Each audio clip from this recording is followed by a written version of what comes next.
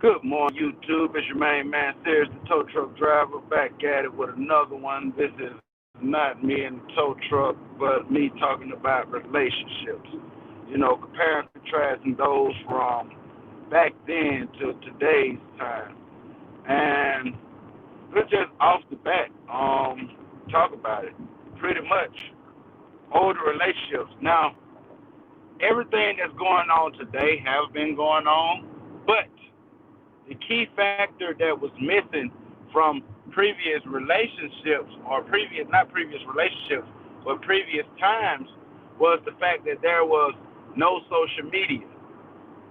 Um, and you would be a fool if you deny the power and the effect that social media can have on one's relationship. And I'm not just talking about an intimate relationship that you have with the opposite sex. I'm talking about all relationships, maintaining and establishing a relationship with friends, uh, co-workers, family members, siblings, parents. All these things are important, and oftentimes in today's society, social media has this grip hold on how we tend to interact in relationships. And simply because it's this. Back in the day, yeah, there were other people interested at the time, but they didn't know what was going on in relationships because they didn't have that outlet of social media and people basically broadcasting their business. And I've been there, I've done that, got the T-shirt for it and everything. Oftentimes when you broadcast your relationship, you allowing outsiders to intrigue and impose an opinion in the situation where they don't even have a say so. You give them power. And those who really care about you are going to tell you when you're wrong. They're not going to agree with you all the time. They're going to call you. They're going to listen to you when you talk about what other folks have done, but they're going to ask you, what role did you play in it? And if no one is ever asking you what role you played in the fail or the success of that relationship or of a relationship, then they too are part of the problem because then you have a community of bad advice. Oftentimes, we take bad advice and run with it because of the people that it's coming from. What's good for the goose has to be good for the gander. There can't be two standards of rules that govern a body of people. Either we're going to have universal rules or we don't have no rules at all. If you can't impose the same rules on yourself, you can't impose those rules on anyone else. And it goes back to social media because with social media, now you have people with access to you. And you can't blame people. You got to blame yourself because the discipline comes about yourself. And people are going to do what they do. You can't control that. But what you can control is how you react or how you respond. And the flip side to that coin is people are going to do things to get a reaction, but they have no control or no say so in the type of reaction that they get, excuse me. Once you put something out there, you can't get mad at the reaction that you get from what you put out there. Energy. Everything is a two-way street. Respect is the most important element of any relationship. If you respect that person will respect you. It can't be no partial respect. It has to be full and flawed. And the company that you keep. If you're dating, okay, you have room. but there's still a level of loyalty and commitment that you must have with yourself and that person that you're with. But when it comes to marriage, marriage is a whole different ball game. You know, what you eat won't make the next person shit. So why would you take relationship advice or marital advice from someone whose relationship or marriage is not up to par? Who they don't tell you everything, because social media has this grandiose idea and ability to only capture what people are willing to share. And most people are not willing to share the ugly truth because they have this persona or this bravado that they must maintain in front of the people, which I call fans. We as a community have played a role in that because look at the power that we give social media. A lot of people hide behind social media. A lot of adultery, a lot of sneaky things go on these websites. And it starts with, interacting on posts, and it leads to other things where next thing you know, now y'all in each other's inbox. And if you got to delete it, you cheat. If you can't tell your significant other about it, it's cheating. It's being dishonest. Loyalty is the key to anything. Do unto others as you want them to do unto you. But like I said, social media has took away the kind of love that our grandparents and great-grandparents had when we was coming up. Okay, even if grandma, it was mainly men, granddad was on the other side of town with a whole nother family. Yeah, y'all knew of each other.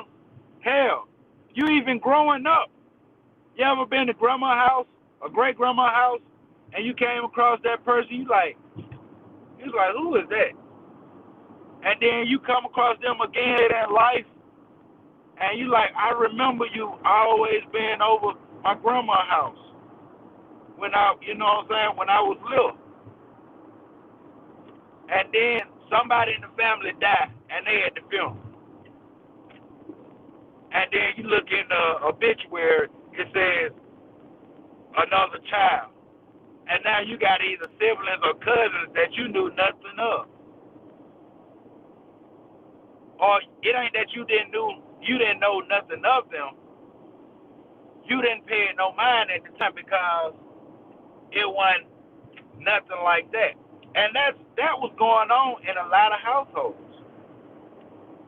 So, not saying that stepping out on your significant other is right. I don't condone cheating, especially when you're married, on nobody. It's not a good feeling, to have it done to you or to do it. Choices, decisions, consequences. We all have them. We all have to face them. So, if you cheat, my thing is this, as a man, when I decided to get married, I said, okay, I'm done with the games. I'm done with the foolishness.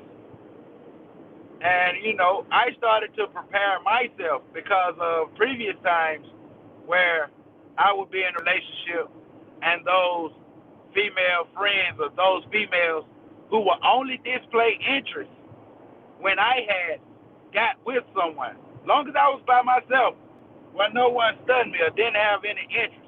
And I find that ironic that you strategically wait until there's someone in the picture to express how you feel about this person. That's bogus.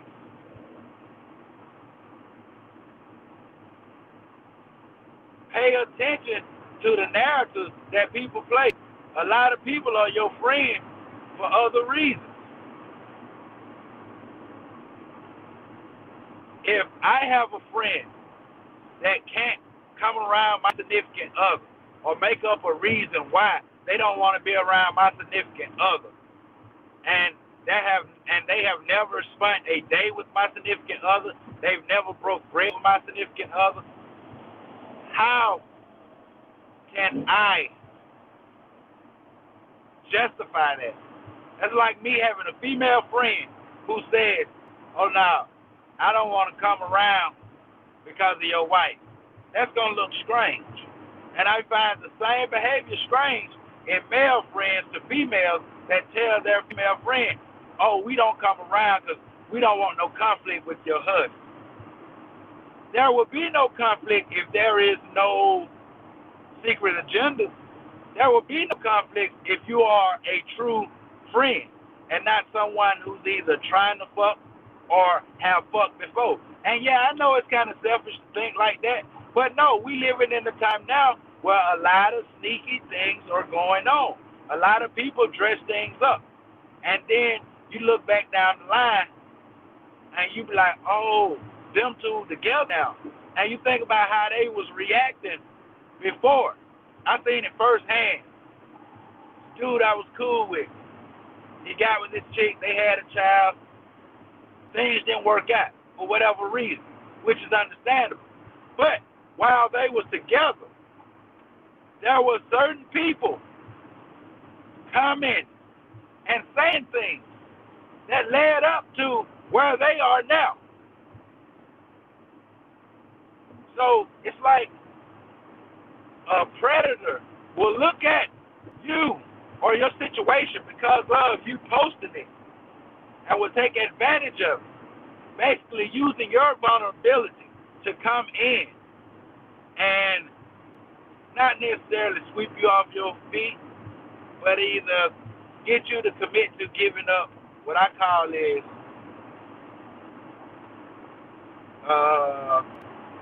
trying to keep it, clean in a sense. But it's like, who wants petty sex?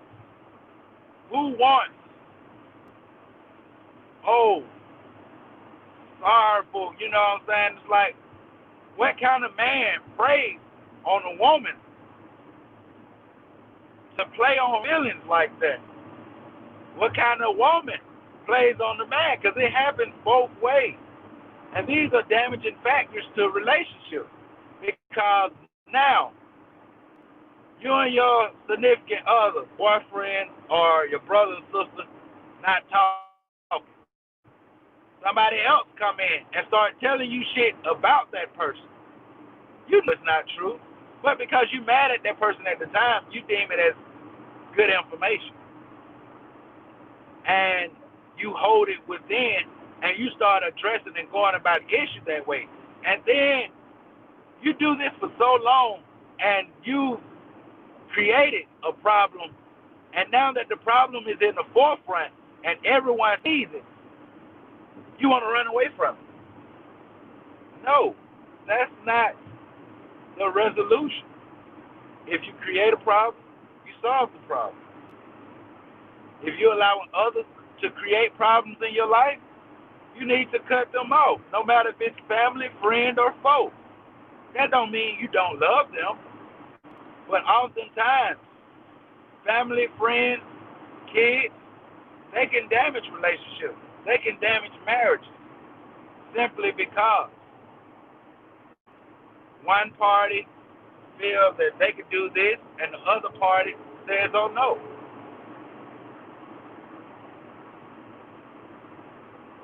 Why does social media have so much power? Why do we as humans tend to cling to drama? And, I love our women. But the nature of the woman these days is, "Oh, I don't need a man. I don't need a man." And when you say that, "I don't need a man," for so long, you begin to operate as such. Therefore, when a man comes about, you're still stuck in that "I don't need a man" mentality, that you're not willing to accept the man that has come along. And then there you go, another failed relationship. And We all have to take ownership for the roles that we play. No one person can do anything alone. No one person can argue by themselves.